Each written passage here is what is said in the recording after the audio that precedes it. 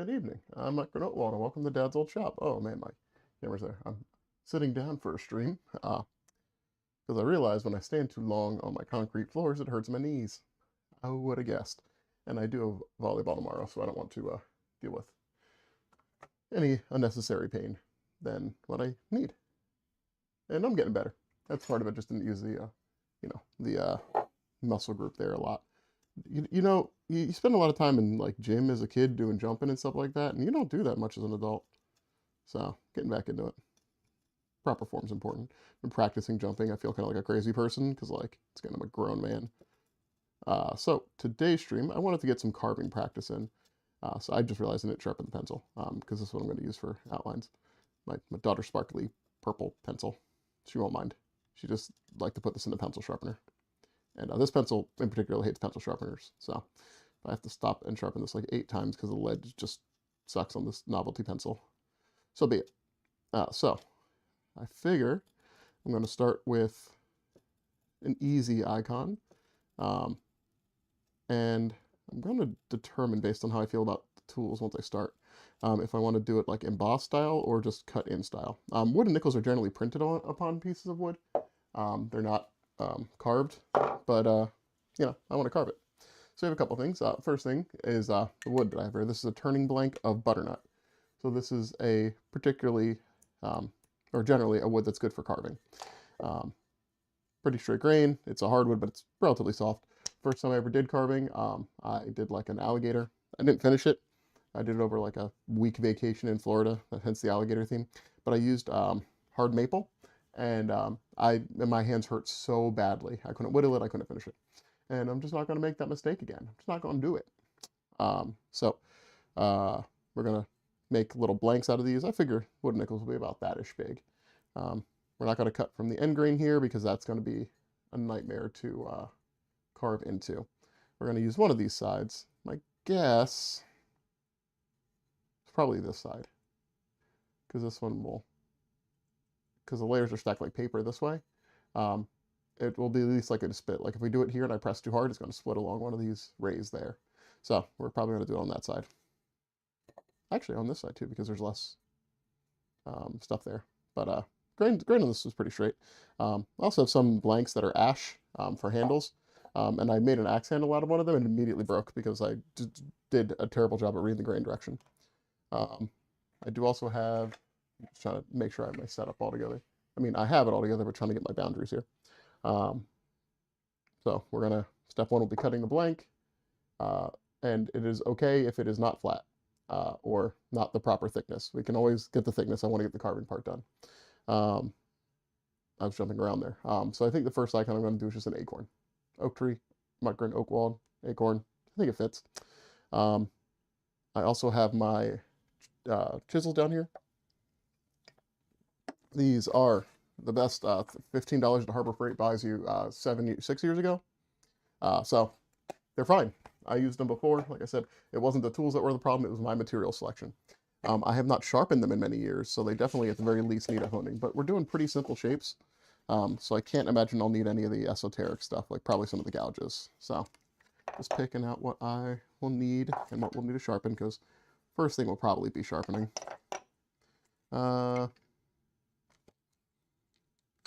Skew. There we go. Probably that one for a clean line. Yeah, probably all the bendy ones. Because the other ones I'm pretty confident I can just do really quick. The bendy ones probably need a little bit more of my time. Because we want these to be pretty sharp. Although they do feel pretty good. So I think I'm just going to start them on the 1200. I don't think they need a lot done to them. Oh, I did not bring paper towels here. Oh, I did. I'm a genius. Who would have guessed? Being prepared would be helpful. So, yeah, I wish I had more time in for streams. It was the wife's birthday recently. So, had a lot to cover for that. But, 1 year older, 1 year riser, rock and roll star, King Czar and a Kaiser, all that. So, I'm just giving these a little angled touch, So I'm not super worried they feel appropriately sharp. I'm just trying to get the angle down.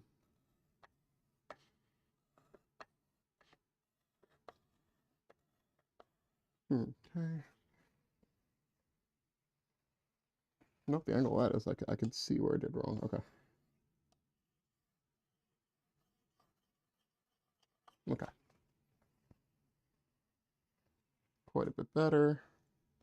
And this one, let me just, here we go.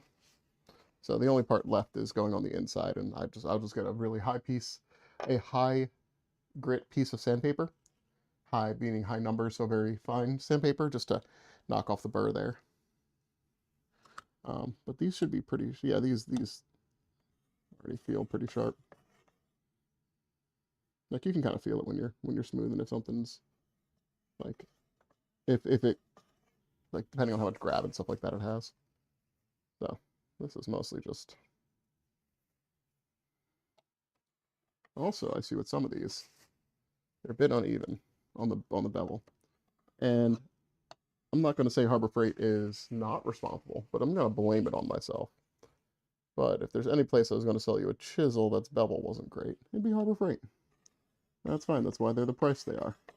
And guess what? You get to learn a skill. You get to learn sharpening. Alrighty. Yeah, like you see how much. So, for instance, focus. It's hard to see how bright it is, but the bevel on this side is like up to here. I'm trying to get my nail there to there. Well, it's all the way down to there on the other side. So it's just like inconsistent. Not that the bevel matters a whole ton. You're not really digging in super far. If this was a deeper gauge or a bigger gauge where you were doing more, I'd be more concerned about it than if I wasn't sharpening like a heathen.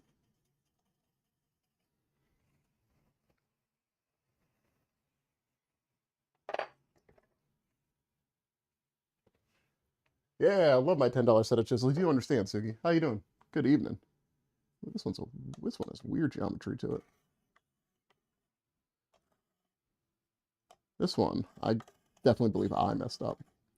Because there's no way beginner woodworker me did this correctly.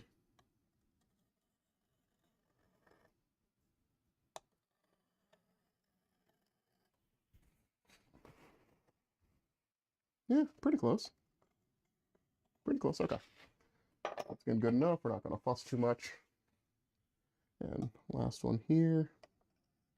And then this will be the last of the sharpening stone. Hopefully that we see all stream. The rest of it should just be high grit sandpaper and honing compound. Honing strap. Okay.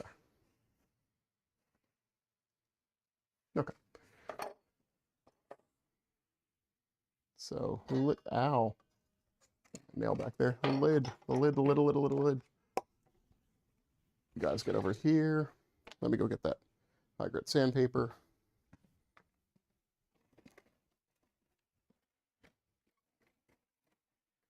It's on the, here we go. Oh, 1500's more than enough. There we go.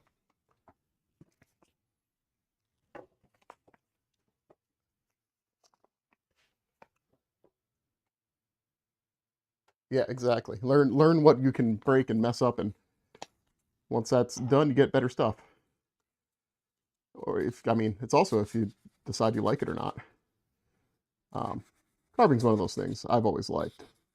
I just lack direction. I'm still in the macro part of things. I'm still making things, not yet to this part where I'm ornamenting things as much. I'm getting there.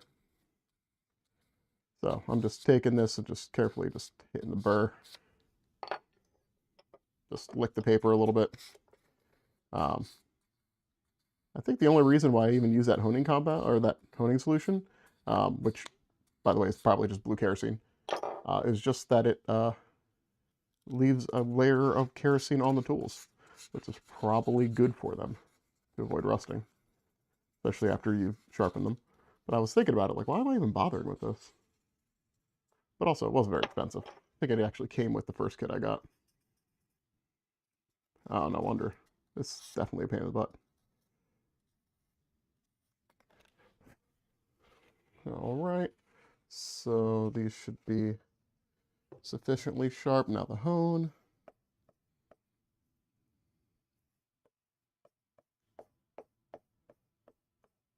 So I finally got the almost the last bit of stuff out of the garden today.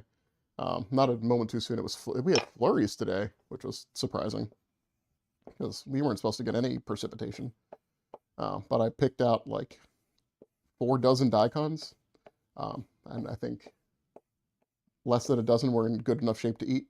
And that's fine. I grew like a random daikon that I got at a Asian supermarket to just be a cover crop for the corn section of my garden, just to limit weeds there, and they did their job. So I picked them and threw them onto the other part of the garden just to let them degrade over there for making everything better there next growing season. Also got some purple sweet potatoes, which did better than I expected. I did not expect them to survive. I mean, I only have one that I think is actually grown. And most of them are just roots, but apparently you can eat the root of the purple sweet potato without an issue. Oh, you did, huh? Not a lot, I hope, right? Just a tease of the winter. But the sweet potatoes also did pretty good. I just had sweet potatoes that were a little bit too much, and I was like, I'll throw them in the ground. And they did their job because I've got them to outcompete stuff in a part of the yard that I did not have anything in, and they mostly did it.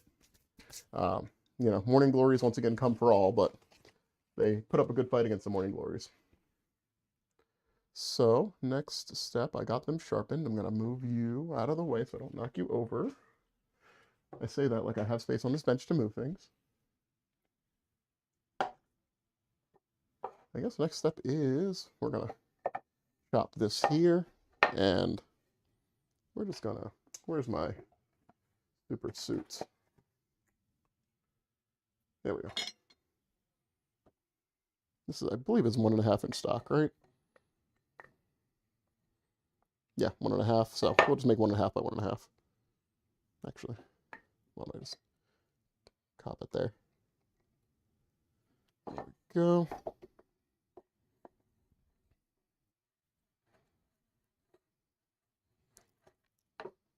We got a nice little square here. I also got to just sharpen this. I always do that now while I'm thinking about it. It won't take more than a second if I can get something to unscrew it.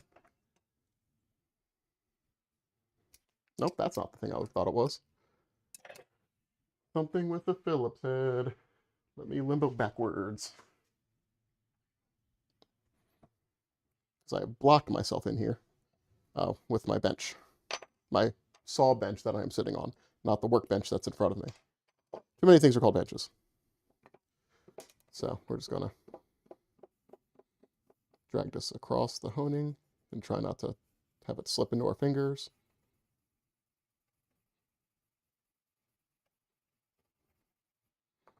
Okay, that's probably enough.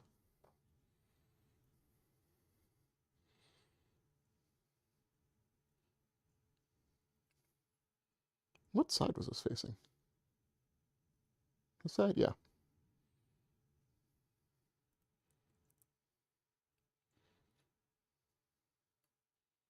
Yes, I believe so. If all my measurements are off by 1/8 of an inch, I'll know why. There we go.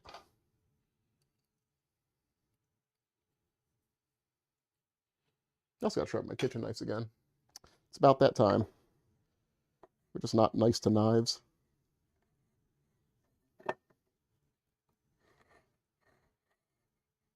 There we go. That's a bit better. It's weird with this one. I think actually the scratch marker would have been better, but this is the one I grabbed first because it has a measurement on it. So I don't need these to be perfect. We're just gonna run it. I said that and then I started thinking about it. There we go. Now we're just gonna run it.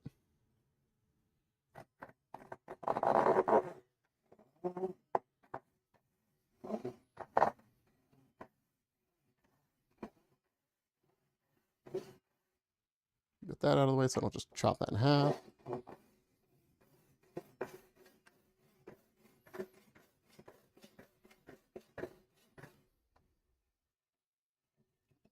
And we're going to try to take this across.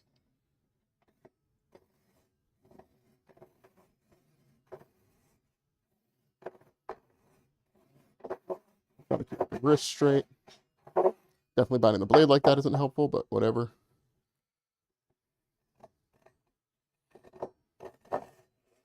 I had a little skid out. That's fine.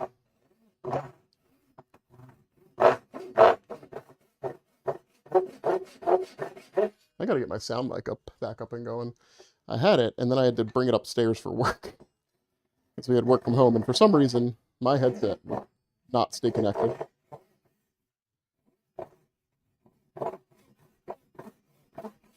I needed to get some mic that wasn't my, like, podcasting microphone. Because when I work from home, I have to use a work laptop. And work laptop don't want you to plug stuff that isn't work approved in it. So Blue Yeti is basically just a microphone, but like for podcasting, I have like a Shure with a whole audio interface and stuff like that, and it's not government approved. Not for my job. I'll get an email like, "Hey, what are you doing? What's this?"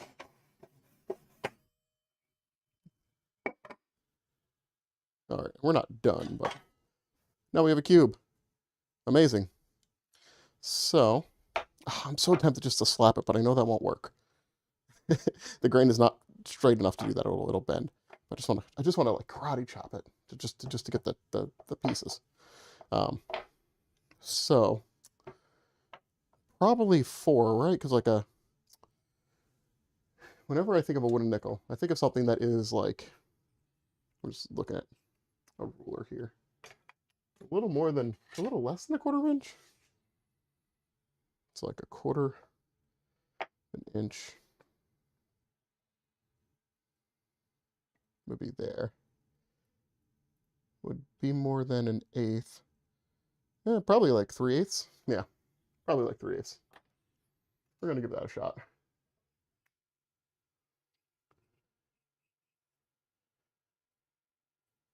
One, two, three. All right, if this comes out more like 1/4 inch, because I've messed up on re-putting back this blade. So we're gonna start on this side. So we're just gonna score, make sure to get the corners. And then we gotta figure out how to hold this steady while I cut it.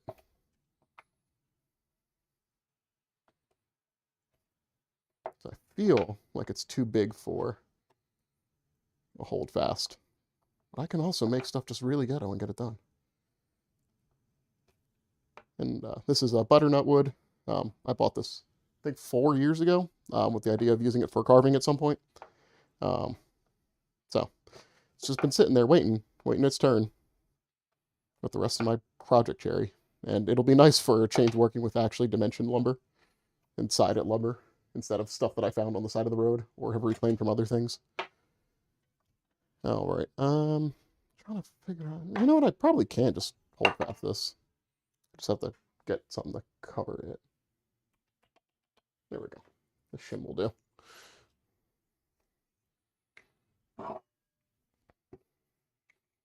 Now the second question, can I hold past it and keep it all in? Oh yeah, perfect. That's all still in the camera. I just got to make sure to get the toe in.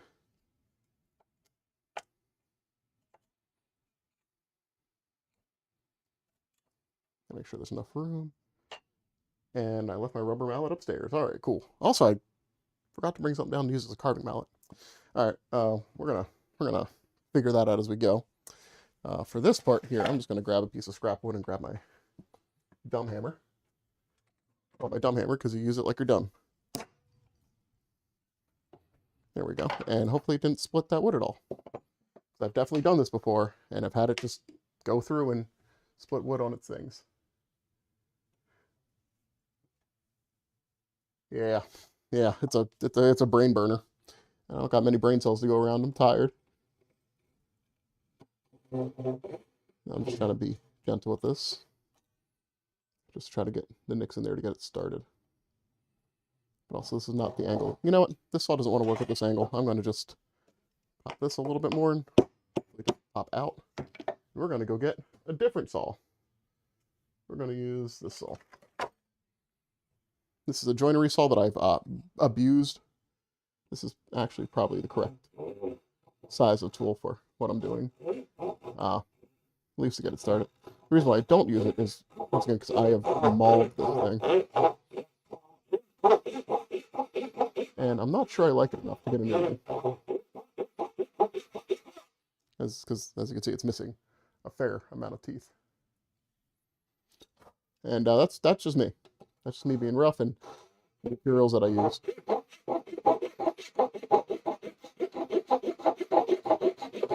I'll tell you what, though, it is a good little dovetail saw.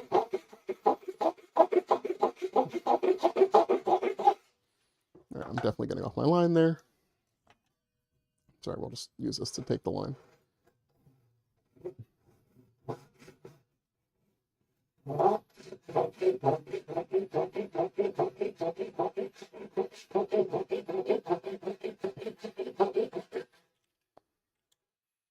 Ah, I see you like twisting on me. So it twists on itself, and then because of the shape of the wedge there, it binds. Which is cool. You know, can do what it wants. Let me get the bigger side of this again.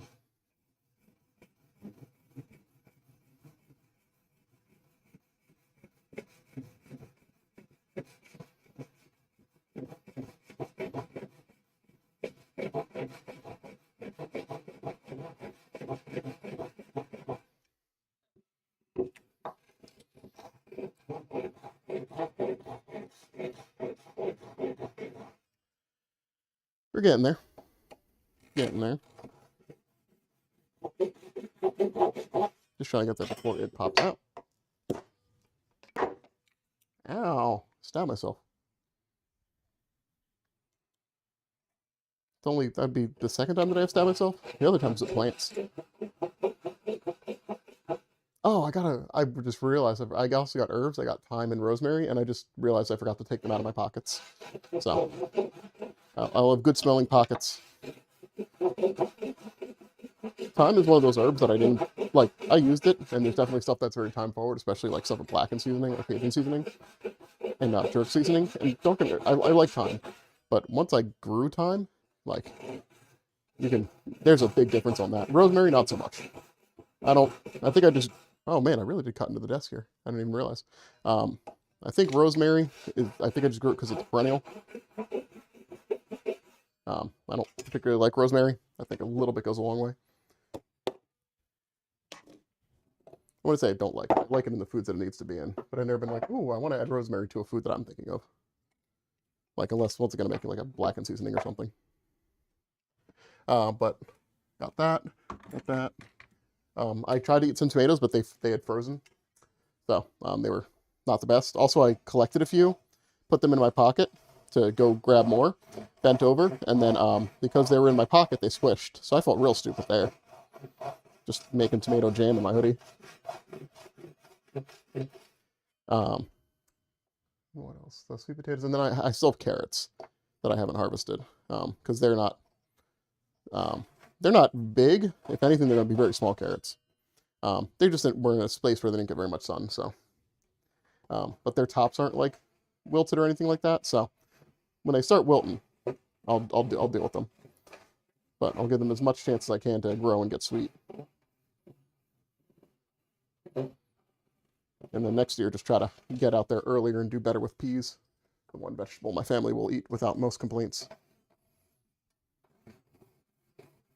But I still do have like a dozen daikon just in my fridge. And also the purple sweet potato, which apparently with hardening off, because it's a tropical crop, it wants to be hardened off in like a high humidity area.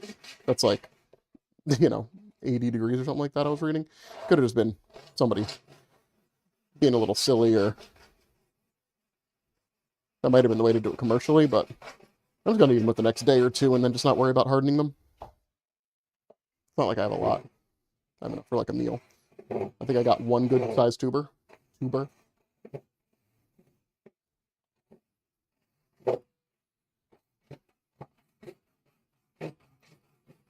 Yeah, just because I'm getting in the end, I'm just going to be a little bit more gentle with my cuts. I don't want to pop out and go into my hand.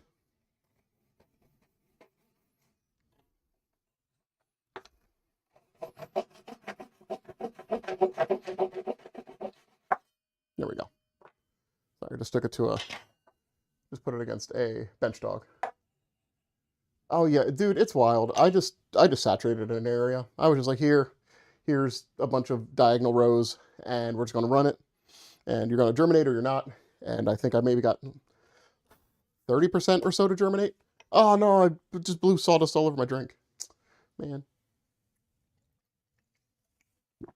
At least it's a wood that doesn't have much taste. Okay. So this is that. But yeah, it's a crapshoot. But as long as you thin them out early enough when you overdo it like that, you're fine. Like there's a couple where I didn't sufficiently thin them out, and same thing with my daikons. I didn't get many that were very big, but I didn't thin them out. Mostly because they were a cover crop. So I wanted them to crowd out anything else. So actually, let me draw it before I put down this double-sided tape. Oftentimes there's types of vices and stuff like that to hold stuff for carving. I do not have any of that. And I don't, with such small pieces, I don't want to deal with that stuff. So I'm going to use its double-sided tape. And pencil, come to me. Where did I put you? Where did I throw that pencil? There it is. It's underneath the second saw. So this is what we're going to use. I'm not going to worry about making it a circle right now. Well, I say that. I'm going to, where's my compass? I'm going to put the outline of the circle just so that I have it. So I can keep it in mind for the layout here. Compass should be like right around here. I don't think I would have moved it. I could have, who knows? There it is.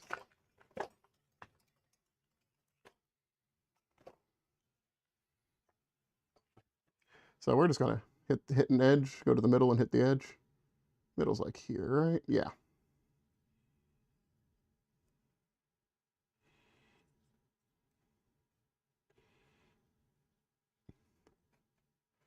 As long as it's not oval, it's fine. As long as it's not super oval. It's probably gonna be a little bit oval. I don't think I was mechanically precise in my cutting, so.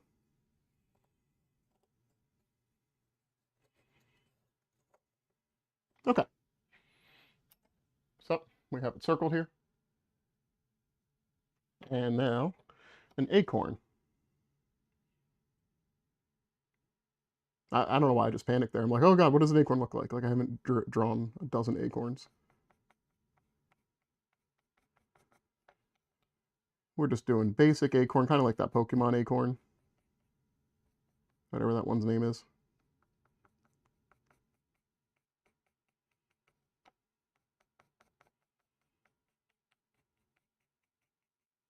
Yeah, there we go. That's recognizable as an acorn.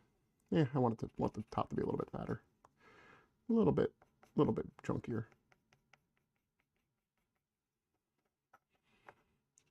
Instead of looking at like a flat top, make it look like it has a double beret or something like that.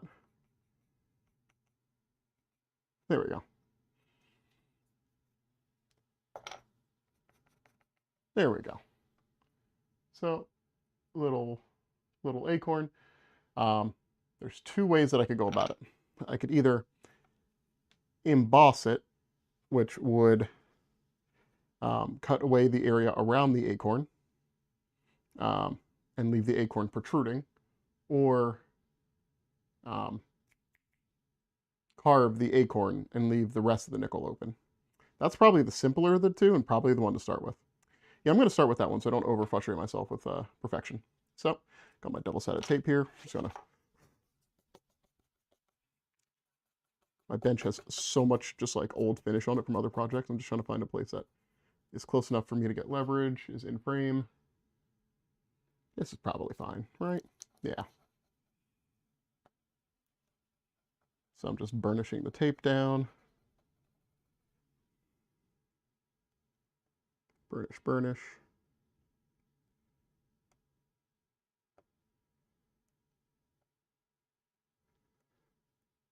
And now we Try to get the tape up.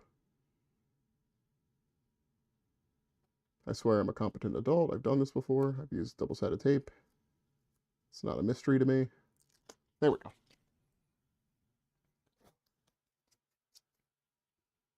Now we're just gonna, So if I was gonna, so I'm looking at how to do it without moving as much. Because the grain's gonna want to go left and right. Like it's gonna want to go this way. If I go this way, it's cutting with the grain, which will be easier than cutting against the grain because it'll be knocking into layers. Yeah, probably like this is fine. Make it a little bit at an angle. And we're gonna just, sorry, I'm just blowing because my tools have been covered in sawdust, which is not what I want for them. Okay, so now is time to find something to use as a chisel for carving. What about you? You heavy enough? I mean, you feel fine. Let's just give this groove a little whack here. Oh yeah, okay, this will do fine. So probably looking to go maybe 1/8 of an inch deep. I know, man. It is shockingly shocking when you look around a room, see something happen, and go, "Oh man, I'm the one that has to deal with this. This is my problem now. It's not fair. I didn't want it to be my problem." So I'm just going to come in from the sides here.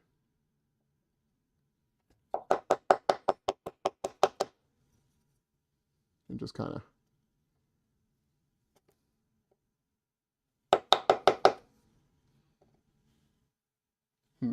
let me see if I can adjust a little bit. I do apologize. It's probably going to be a little motion sickness inducing, potentially. So just 1 second while I try to get this rig closer. Well, more so change the angle, but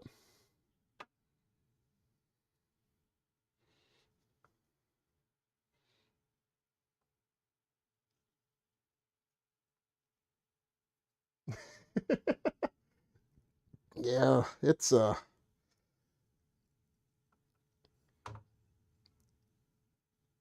my job, I often have people that just ask me, "What do I do?" And the answer is, I don't know. You're an adult too. I don't need to figure everything out for you. Oh, excuse me 1 sec.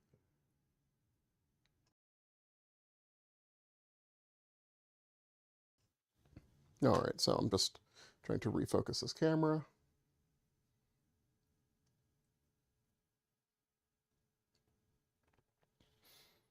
Because the beast that this is on of a brigging kind of just hates existing. And I get it. I get it. It can be rough sometimes. Okay.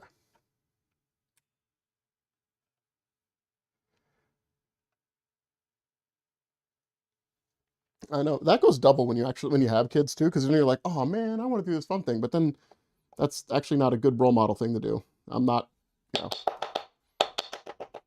I'm not the youth anymore. It's not for me.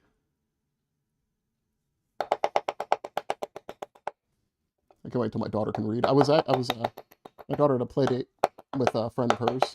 And they came over, and her friend was nice, very polite. Oh, I was like, what's crawling on me? It was the backer paper of the double-sided tape. But I realized in seeing them play that my daughter's not the smart one, which is very different than my life experience where I was the smart one. Like they were trying to put together a train set, and my daughter like tried it and then gave up immediately because there was a challenge.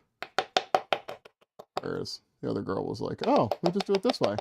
Even my wife was like, "Oh, I didn't even get that together." So, wife also not the smart one.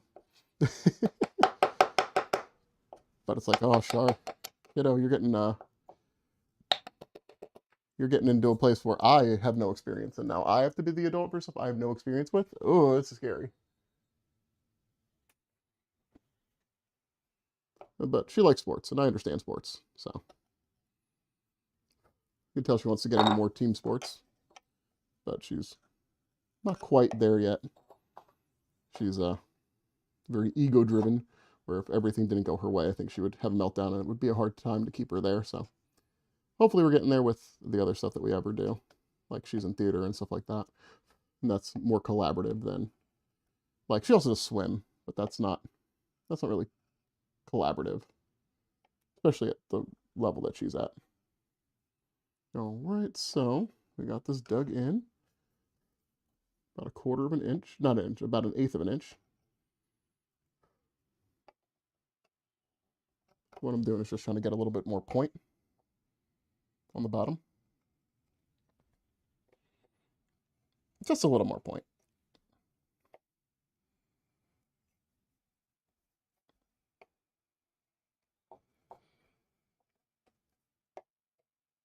And then we'll come back and do something to deepen the sides immediately. Oh my God, it keeps sticking to me. So I kept a little stretch here so I can start gouging from here at the top, so there's a little bit of a difference in height between the body and the cap of the acorn. So I feel like that'd be cool. So now I'm just using body weight, and actually this is probably too big of a gouge here.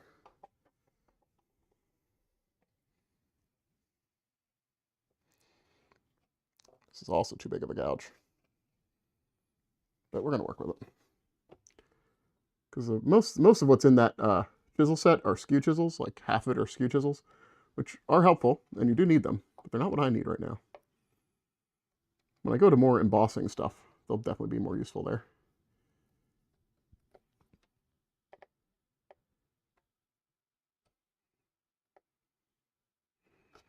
Oh man, we had a mosquito get in, and for 3 days it's been terrorizing me. It's left my wife alone, which is nice, because if it didn't leave her alone, I'd have a lot more work on my hands, but it bit the heck out of me. And then my wife found it and squished it. Now we have a huge blood spot on her bedroom roof ceiling. Just it's so juicy. Taking so much blood from me. All right, we're gonna go to the, yeah, we're gonna go to this V. And just try to get it here. Okay, what is your angle? What is your angle, buddy? There it is. I think.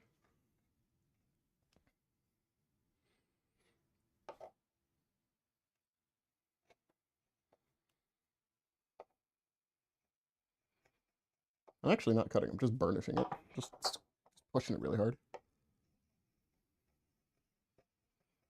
There we go.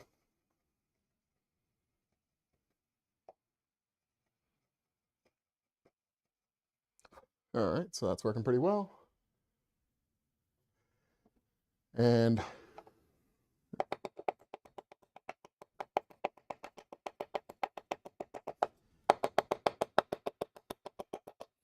I feel like this tool you would use a lot for like Celtic knotting and stuff like that, where you need thin lines. Because this is a nice tool.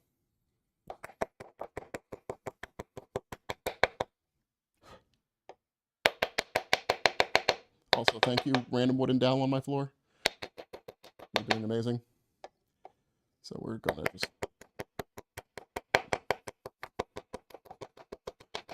cut around there a little bit.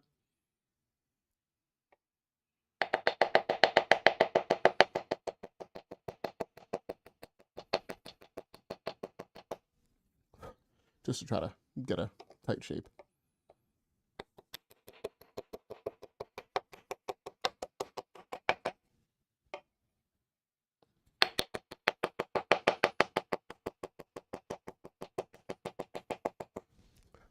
Okay. Hopefully that sound isn't too bad. Hopefully it's canceling it a little bit.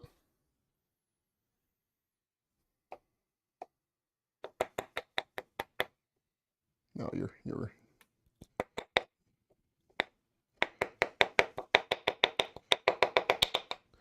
all right, and we're gonna go back to the V chisel, this one. What is your geometry? I'm looking for something else just to try it on, just to Like, are you just super high angle? Like it cuts. I'm getting it to cut on the sides, but is it just like I have to hold you basically perpendicular? Oh, yeah, that's exactly what I got to do.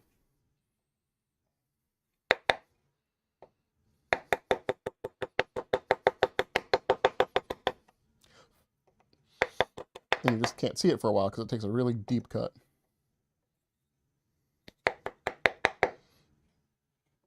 And it looks this good. I'm just going to get a little bit into you here.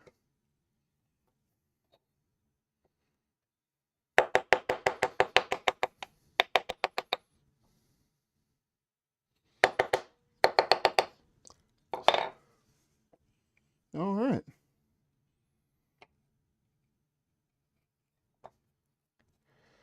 Oh, we're just about there. Just have the top to do. So the top is probably going to be mostly the really narrow, squirrely one here. Just to...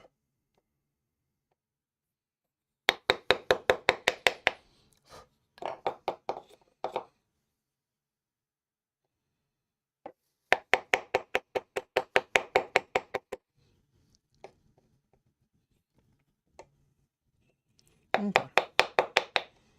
So a good note, going across the grain on this isn't as bad as I thought it would be. You know what? I'm fine with keeping that little bit raised there. That looks kind of cool.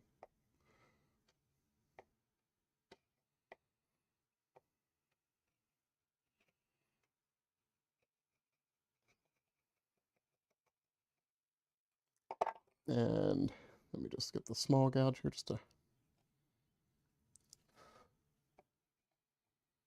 All right, and now, I guess I'm just gonna, where I get a piece of sandpaper, just get it in there, try to get a clean little blob here.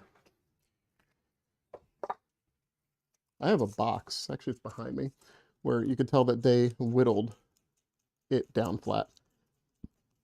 Okay, let me grab it. Let me see here. I got it at a flea market. And I keep accessories in it for Dremel tools. The evil power tools that I don't use. Is this one? No, this is the nice box. Where's the not nice box? Oh man, where did I put that not nice box? I say not nice box, it is a nice box. But it is, I was going to show it. Dang it. But it has, you know, a lid and stuff like that, but like this has like a machine, like bottom there, slash top. Like it's made out of dimensioned wood, like you can see it. But the other one was like the guy cut the top off. He had a block. Oh god, I got a splinter in my shoe. He got a block of wood. He cut the top off, and I'm guessing he screwed. He used the drill to create like 2 inches of depth in there, and then he just used a gouge just to flatten it out. Like it is a dead simple box. And I think it's great. It's holding something.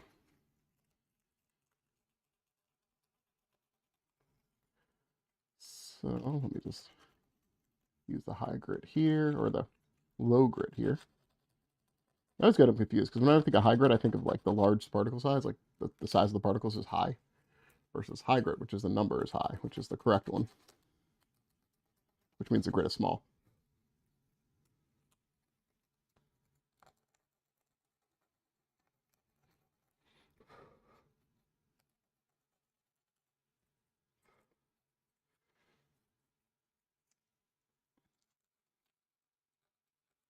Oh, and the war in Foxhole's coming to an end soon. That's well, probably going to. It looks like there's going to be a little bit more back and forth. I give it 3 weeks. But our side is getting creamed. But that's fine. If we want to win, we just got to exhaust the other side. And then our side will log back on, hopefully. It would feel nice to win. But because of the impending situation, I've been able to take a break from it, from second job.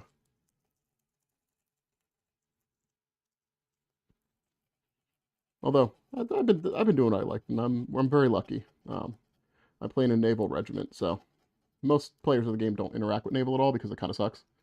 Um, I think it's great, but it's hard to get into, especially on my side, the faction I'm part of. So like, it's a kind of self-selected group of masochists. So, where's it going with that? Playing naval. So, oh yeah, we ended up actually doing well in naval. Our naval hexes are doing great. It's the mainlanders that are having issues with losing. Um, but our position is great. We did good, and the main island that we're defending from, it's a group of about a couple hundred people that are all from different groups and regiments, and it's, you know, we have some of the bigger people that are interested in them from the bigger Chinese regiments. We have some Australians, some Russians, and everybody's been very, very chill, which is hard to sometimes maintain in naval, but it's been good. I've enjoyed all of my time with them, which is important. It's a game, right? It's about having fun. Yeah, it is. I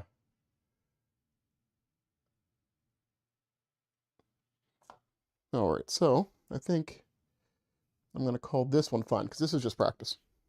So, one thing that I've quickly realized is that if I want to do it the cut-in way, I probably want to also do I want to like have it be a channel that is drawn around it.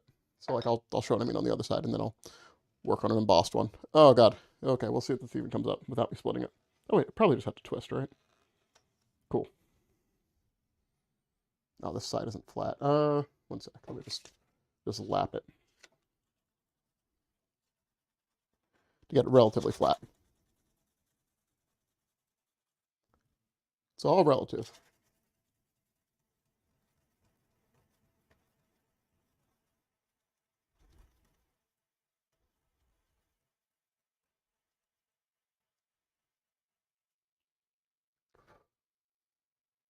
Nope, still off by 16, maybe? No, almost there.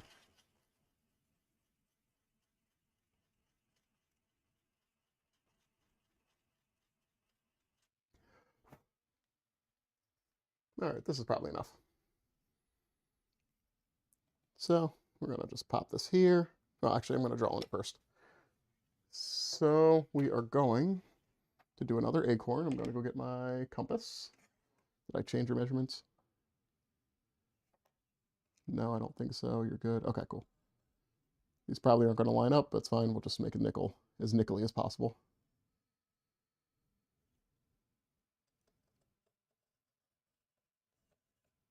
Okay. So if I were going to make it where it was a divot, I'd probably want something contrasting next to it. So I'd probably want to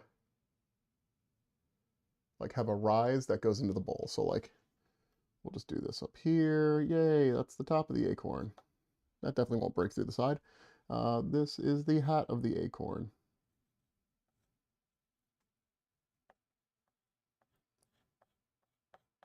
And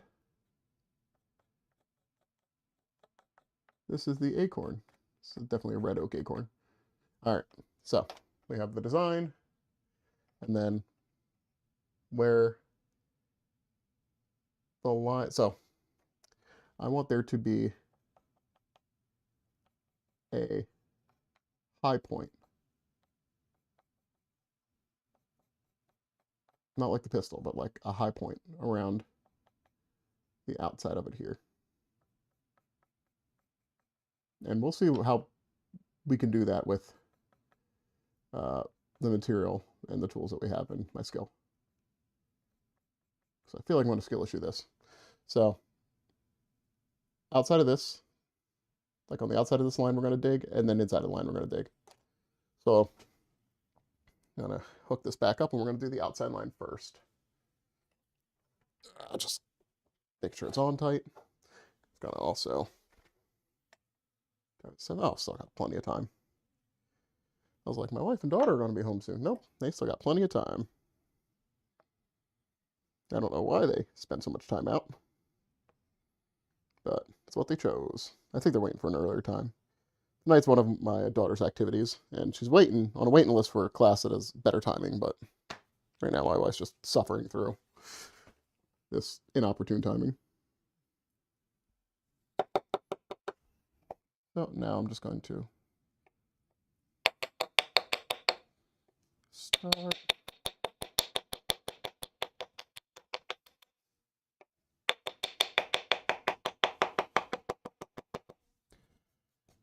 And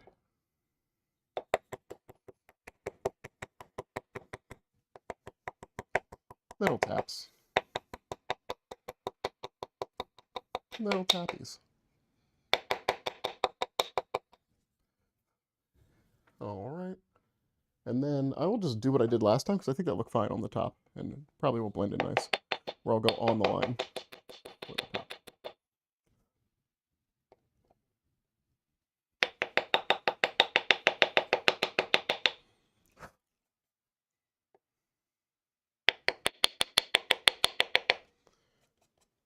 There we go. That kind of gives that shadowing. Make that line a little bit more. All right. And sorry if you can't see this at this exact second. I'm just going to take it on there. Perfect.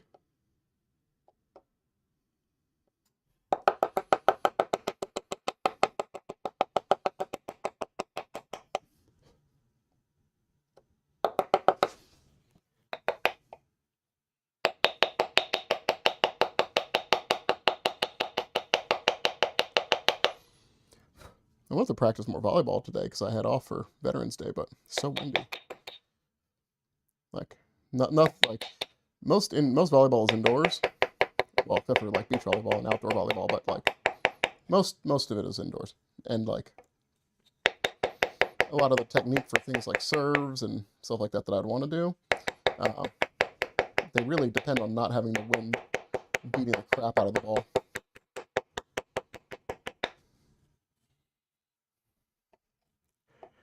I did get to practice a little bit this weekend. I had a friend who was free. So, on my Hinata grind of getting people that don't play volleyball to help me practice volleyball.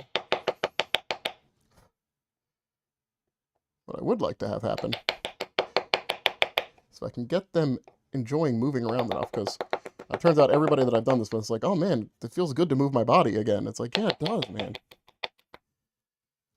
Eventually, we can get to like a beer league or something like that. I mean, we'll be straight jobbers, but that's fine. Not out to win anything.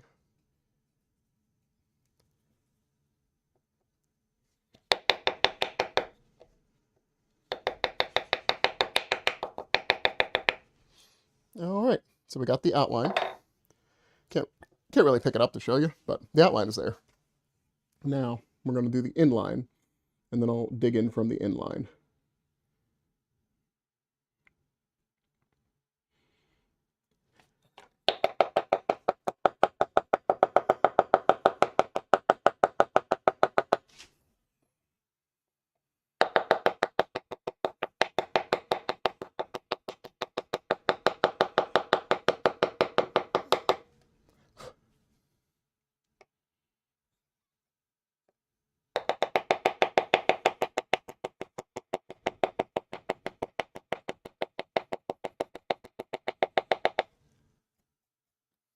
All right, so got the curve there, and there's that little up. And do I want to do that with the line? Huh.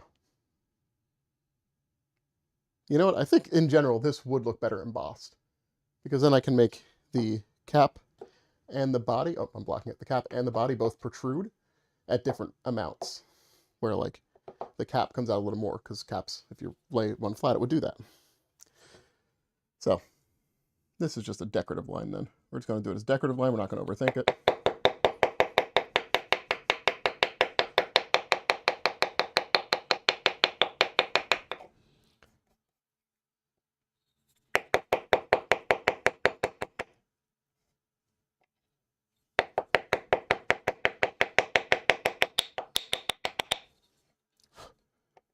I see when people use carving mallets, instead of just like holding them like a hammer, they like hold them like this.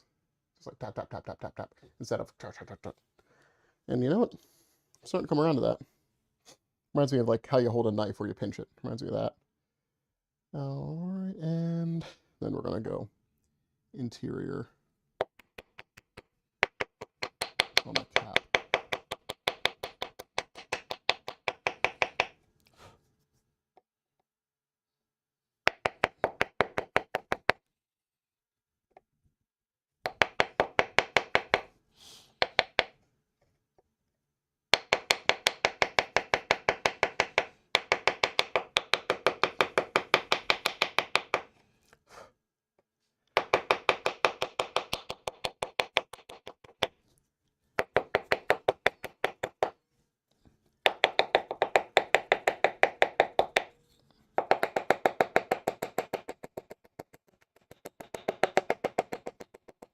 All right.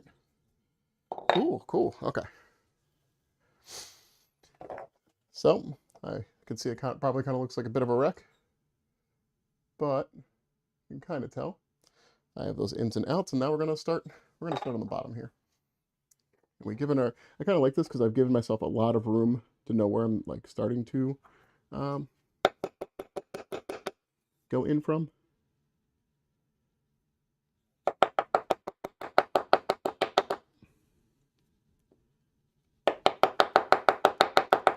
So I'm just going around and just tapping it just to get my rough shape here.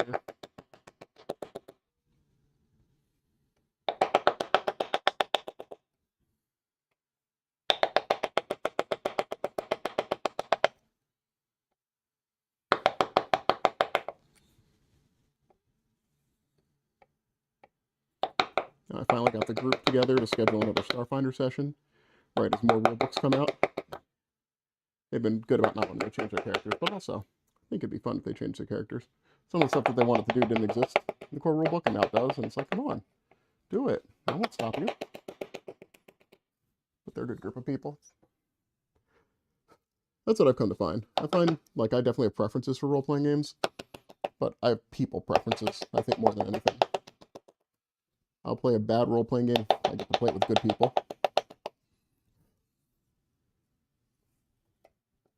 I mean, you know, excluding the really bad systems. Like, I'm never going to play Fatal. You can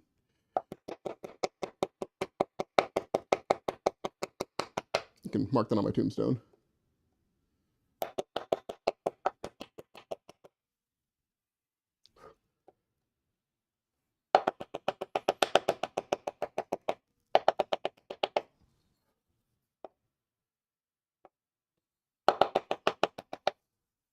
All right, so we got a good little cup here going. Now let me just do that towards my other hand, you know, tempting fate.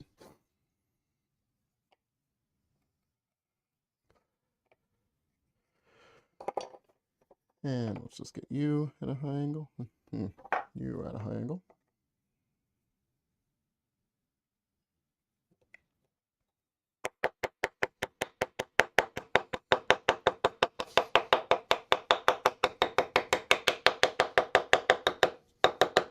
Oh man, once I figure out how to control you, you'll be great. You go.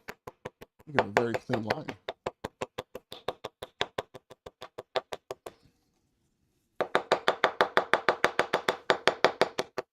I find that impressive.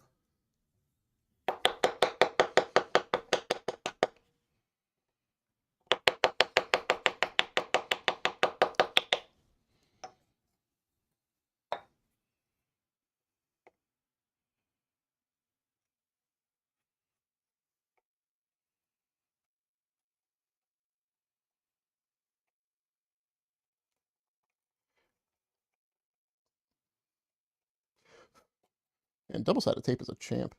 It's doing great.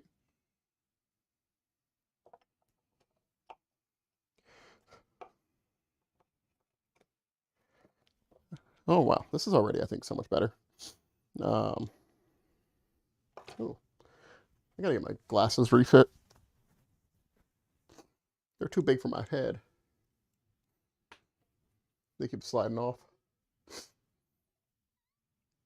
All right, just get a little bit more here and try not to break through that wall. Okay, cool. Now the top. Top's kind of weird. How about we just try to use this and see what happens? I don't think this likes doing bulk removal. I think it only wants to be used on corners.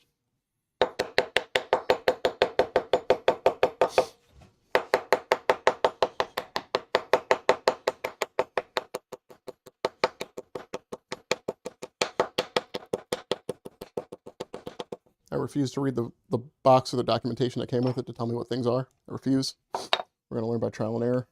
The purest of learning.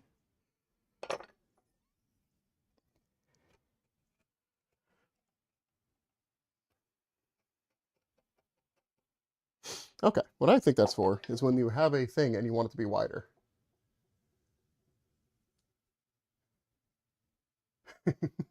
Yeah, right? We're going to figure it out. Yeah, I think if I have a channel and I want to make it wider, I use that tool.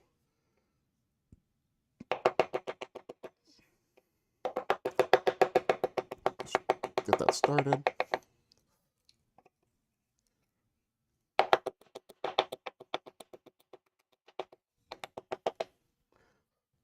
Did I break into the wall? Ah, I broke into the wall a little bit. Dang it.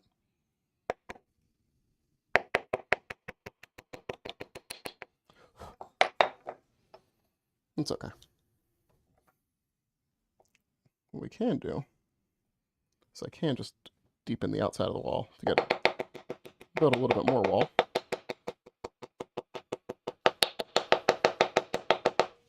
There we go. We got that. We got that on the outside. Oh, sorry, I hit my mic there. I felt it. I'm gonna just do that. And now, I think the plan is, so like, coins have a rim. So I probably want to only, what's a wood and nickel? Wood and nickels don't usually have rims. Yeah, so what I'm going to do is I'm going to lower the rest of the coin. I'm just going to take this and just go at the outside of that wall.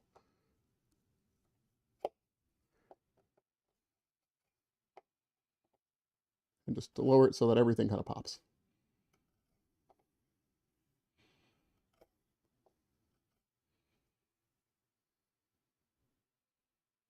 I was just thinking like, oh, well, I won't know where to cut, but I'll use the other side.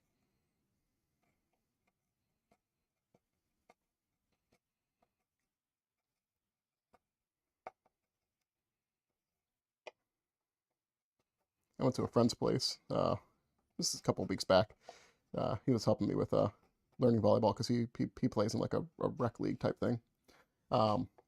And he was like, well, you can help me with some stuff, lol. And it's like, yeah, you say lol, but I expect now I expect to help with some stuff because, you know, he's doing a lot of house renovation.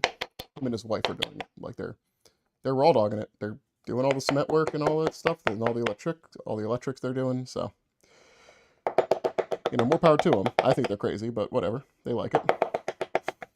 But it's like we're taking them away on a weekend day at a point where they don't have a bathroom.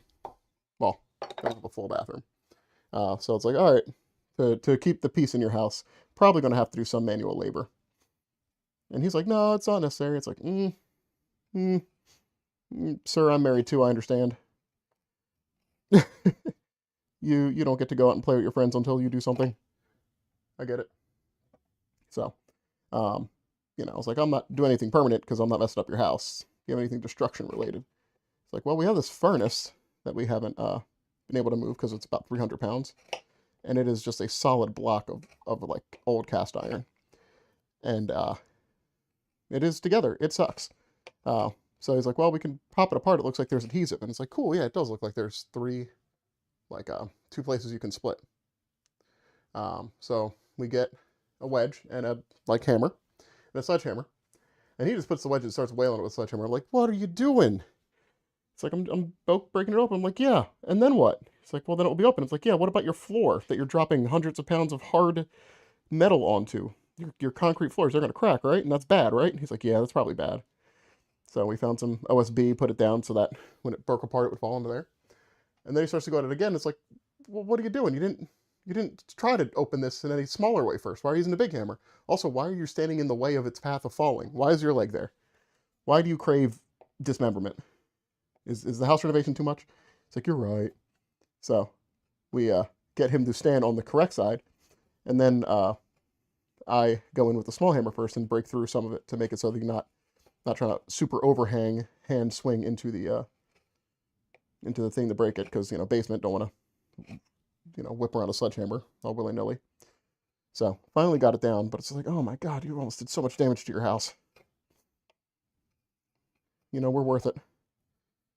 We're worth it. We're worth the help. And I learned a bit about volleyball.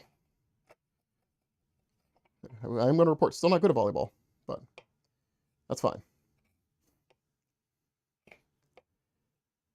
As long as I keep playing and keep practicing, I'll get better.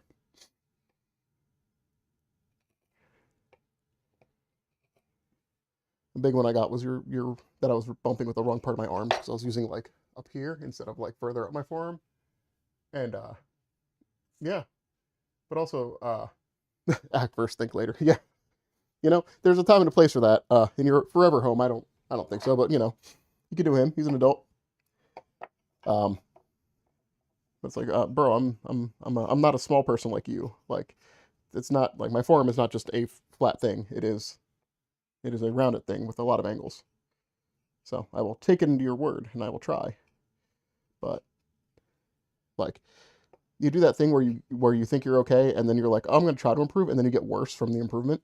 That's what's happening. Where I'm trying to hit with a different part of my arm, and now I'm overthinking stuff, and da da da da da da da da da da. So it's okay. We'll see who shows up, because in both weeks that I've gone, there's been different groups of people, despite the fact that there's not a limit on participation from what I see. It just so happened to be that way. Unless there is, and nobody has told me about it, in which case they should tell me about it. But it wasn't on any of the other stuff. Okay, so this is also kind of how the embossing would go. So I'm just going to hit this with some sandpaper. Just a little bit.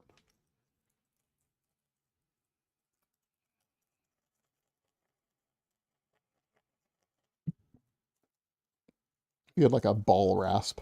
That's what you'd use this for. I'm sure they make them. There's like a little rasp on a ball.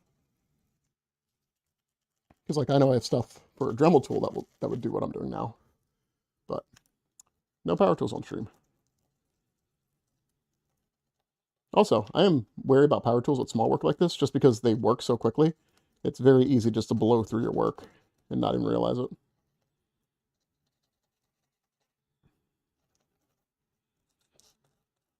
Or realize it, but not fast enough to stop it from happening. There's a box out there that I gave to a friend that has an 1/8 inch cut in on its router profile. And he would have noticed it if I didn't bring it up, but I brought it up because I'm stupid. And now we both know it's the imperfect box.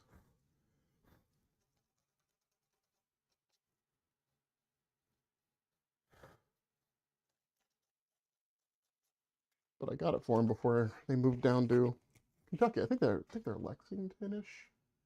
Wherever University of Kentucky, wherever UK is. I came in through Cincinnati. I don't know. I don't know that area. I couldn't tell you Kentucky from Tennessee.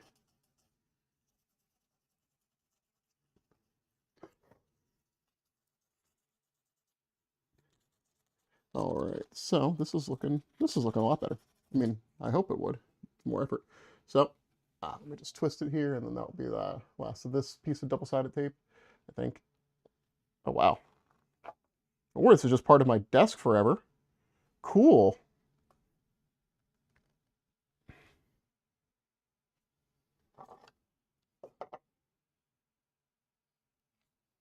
Okay. So you can see it a little bit.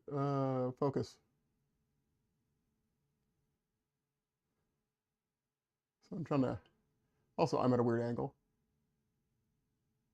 I mean, the school looks fine. I mean, I wouldn't know about it. His wife works at the college. She's a professor there for something, or research person. I don't know, she does genetic studies on animals. She's super smart. So this is what this looks like. And you know, let me run this over. Let me nicolize this real quick.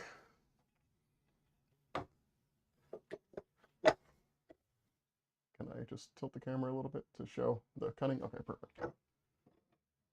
And let me get my coping saw. I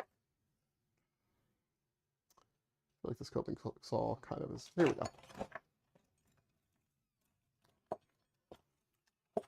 I gotta put my coping saws back. Why do I have so many coping saws just out? Okay.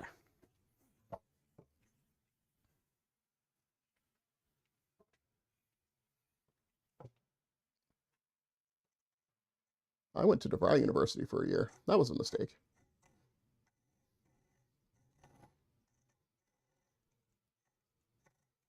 You know, that university that got disavowed because of all the fraud.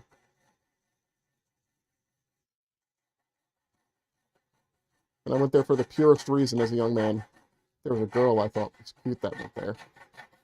And I was still single at the time.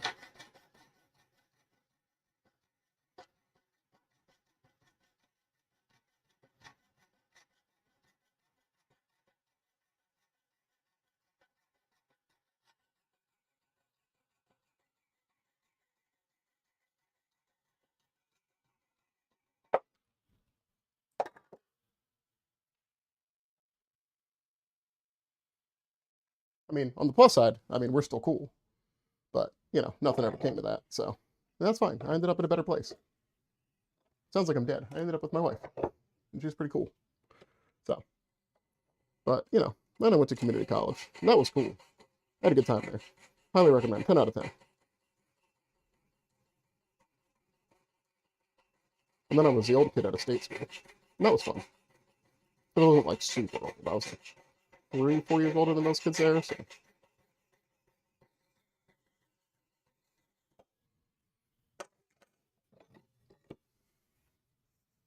Oh, some of these cuts are yucky. Yeah, we'll fix them in post. Also, this is a practice one anyway.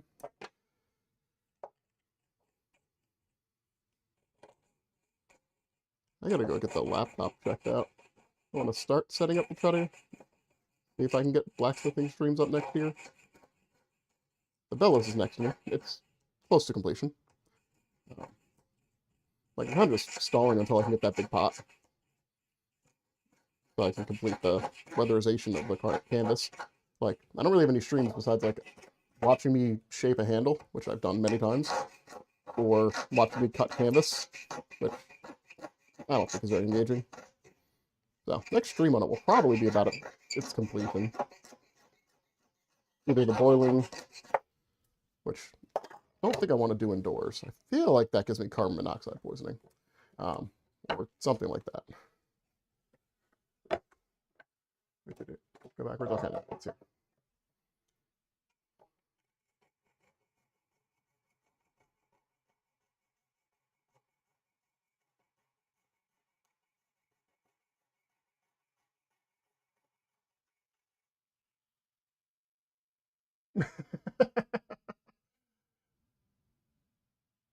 Yeah, the money part sucks. I was lucky in that I took out a fair amount of loans, but I think for God, that sound is. Let me wax this. For my 5 years of schools, I think total's like 30,000. But I went to community and then I went to state schools, so I did it as affordably as possible. But my wife went and got a master's, and that was 50K.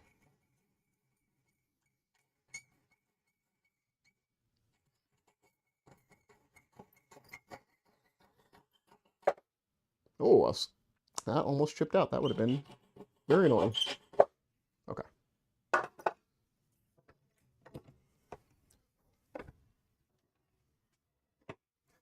Yeah, OBS is mess. I was watching somebody else earlier today who's just their OBS was just like, no, I'm gonna die today for the third day in a row. So I'm just gonna clean up this nickel by just grinding it on this cinder block, basically.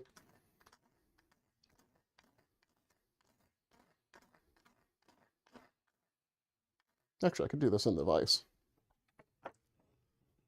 save my hands a little bit. Yeah, yeah, OBS is a fickle beast. I know some people like Streamlabs more, but I don't want to pay for stuff. I'm cheap. This is a hobby. I was talking to my wife about it just because, you know, I was like, yeah, it's just a hobby, something I like to do. It's, you know, a record of stuff that I've done. It's like, don't people like make money off it? I'm like, oh God. You know how annoying that is to make money? I would have to make a significant amount of money to make making any money be worthwhile. The taxes and the reporting and yada yada. Honestly, easier not to have money.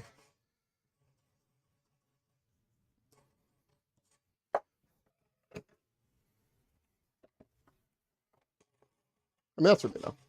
I respect other people that want to make livings from it or make extra cash. I mean, it'd be nice to get extra tools and stuff and materials. Like, I would gladly do projects with with sponsored wood and stuff, but I don't need physical money changing hands.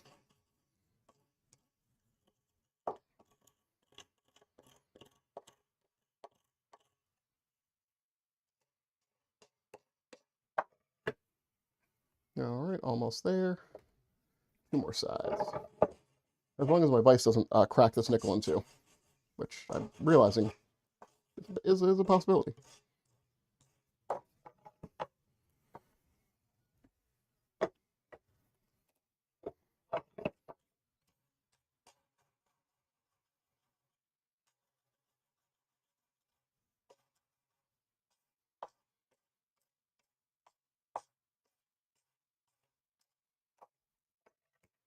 I know, sorry. Not the most exciting camera angle, but moving anything would be awful. Okay, cool. Now we're just going to take the finer grit sandpaper, just rub it along the edges.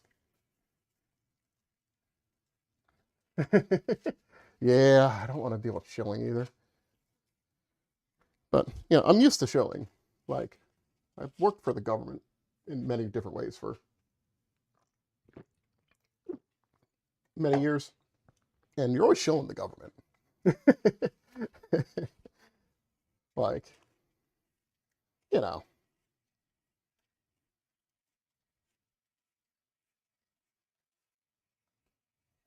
Although, with current events, it is like a, yeah, I think it sucks too.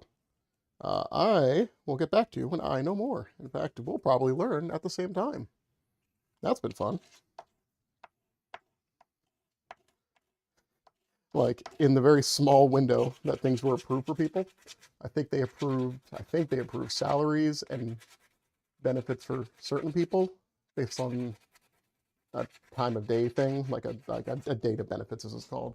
So, like, some people got small amounts of things, and then it was instantly cut off once the government did something else. And to me, that's just annoying because I get calls from people just like, well, why did I get something? It's like, sorry, random chance. Random chance. Oh, I probably shouldn't do that one side. Because this is all embossed, so it doesn't matter. When I do this, I'm taking out the ribbons there. I'm just making it a little bit nicer. A little nicer to hold.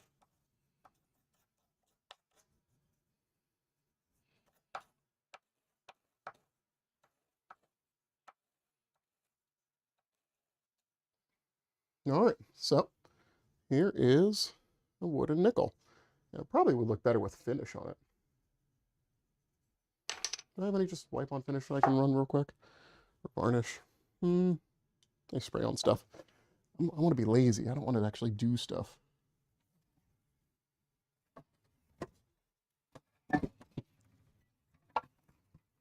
Oh, that definitely shouldn't have been on the side, but that's not what I was looking for. I have paste wax. Kind of counts, but I won't deal with any colors. So I have shellac there, but then I have to worry about shellac and cleaning it up and yada yada. Where it dries. Because that would cut. Yeah, we're just going to do it on the side, yellow. Just because it will show some of the detail, make it pop. I mean, and the good thing about shellac is, as a wood finish, it's okay if I just, like, throw the rag somewhere because, like, it's not like a polymerizing fat where you can just, like, spontaneously catch on fire. Like, it still always can, but like it's not likely to. Yep, and it has adhered itself to the lid. Where's my knife? There we go.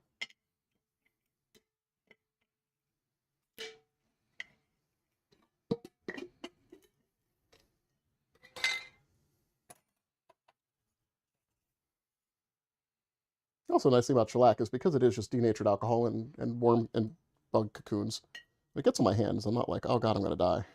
It's just like kind of annoying. Okay, that's a little bit too much. There we go. So now you can see it a little bit better. Wait, where's the camera? I'm fighting the camera. Fighting myself. North, south, south, south, north, south. Why is this so hard? Okay, there we go. I'm skill issuing this camera. There we go. So you can kind of see. Looks like an acorn. Oh, let me. There we go. See the top. See the bottom. It looks a little bit better there as opposed to this. We're just gonna flick this side. Flick it just a little bit, and then we'll have it dry on its side. You can kind of see it here. This looks a little bit better. There we go. So the next step of this would be embossing. So I think this is a good proof of concept. So what I want to leave this at is I'm going to do another one of these streams where I make one that is embossed. I'm just going to hit the sides. I don't care if it's kind of crappy. But I'm going to put out there, if anybody wants to submit a design that is relatively easy, I will give it a try, and I will put chisel to wood to do some interesting practice. We're going to throw that over there for now, as my hands are now sticky. Oh man, I forgot about the worst part about shellac, and that I can't like wash my hands and get it off. Well, I can, but like it doesn't like water when you get shellac, because shellac is alcohol soluble, not water soluble. So when you have a bunch of shellac and it hits water, the wax crashes out of the solution, and it leaves a deposit, which is very gross. So I'm going to. You're going to hear me go to the little attached shop sink here, as my mic quality undoubtedly changes, and just douse my hands in alcohol. I'm also doing the paintbrush. As long as there's enough alcohol, it'll come off my hands. But I did it recently not recently, probably in the last year, where I had shellac on my hands, like a lot of it, because I was just like, wiping it, and I'm like, yeah, whatever, it'll just soap and water off. So I soaped up my hand a lot, and I went to the sink, and the wax is still there, because, once again, it doesn't come out of solution. It just comes out of solution, and it's just a deposit. So we got to do multiple steps of like, trying to dissolve what's on there with alcohol. Then you use the soap. Try to get all that together, and then you wash your hands.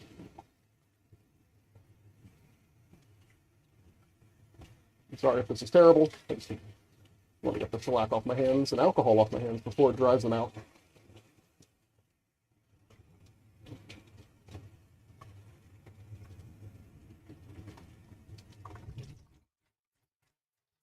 Okay, cool. So I'm gonna probably put that out on Blue Sky/Twitter too. Just if anybody has any ideas for cool stuff, and I can actually print out templates and work from those.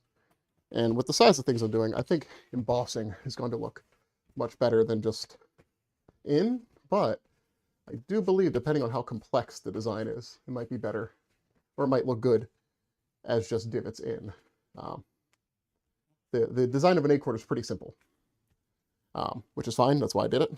But a slightly more complex design might look nice with just, oh, that paper towel didn't go anywhere, with just indents. That'll probably end up being next stream here. Let me just wax these tools a little bit. That's the thing about these carving tools, is whatever grade steel they use, they love to collect dust. I remember these And because they collect dust so easy, they get that surface rust super easy. So because I've been using them, I'm just going to hit them with wax block. Block of wax, wax block. Get it at your supermarkets. It's like $3. I use wax for all sorts of things. One day I'm going to get beeswax, but beeswax would be for finishing wood. Like for stuff like this, like rust prevention, petroleum wax is perfectly fine and more cost appropriate.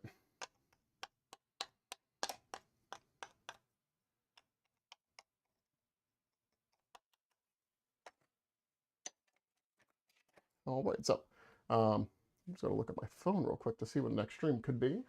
Because I have a, who would have guessed the holiday seasons are busy? I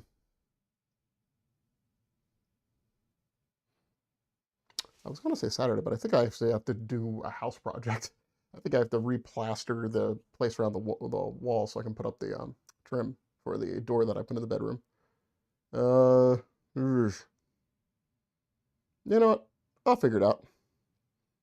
Probably end up being the weekend of the 22nd or the night of Black Friday. No, not the night of Black Friday. Nope. Maybe Thanksgiving night. Who knows? We'll see how I'm feeling. So either next Saturday or after that. I just don't have very much time in the week anymore. Which is fine. I'm doing good things. But yeah, thank you for joining me. I don't really have much more stream for you today.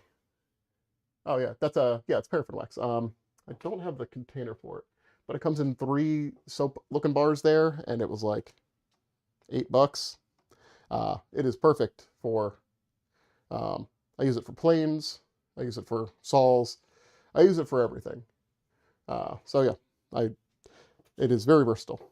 But yeah, thanks for coming to the stream, and I'll put out when I am going to be able to do another one. But yeah, thank you for joining me, and you have a good holiday season if I don't see you before then. Bye-bye.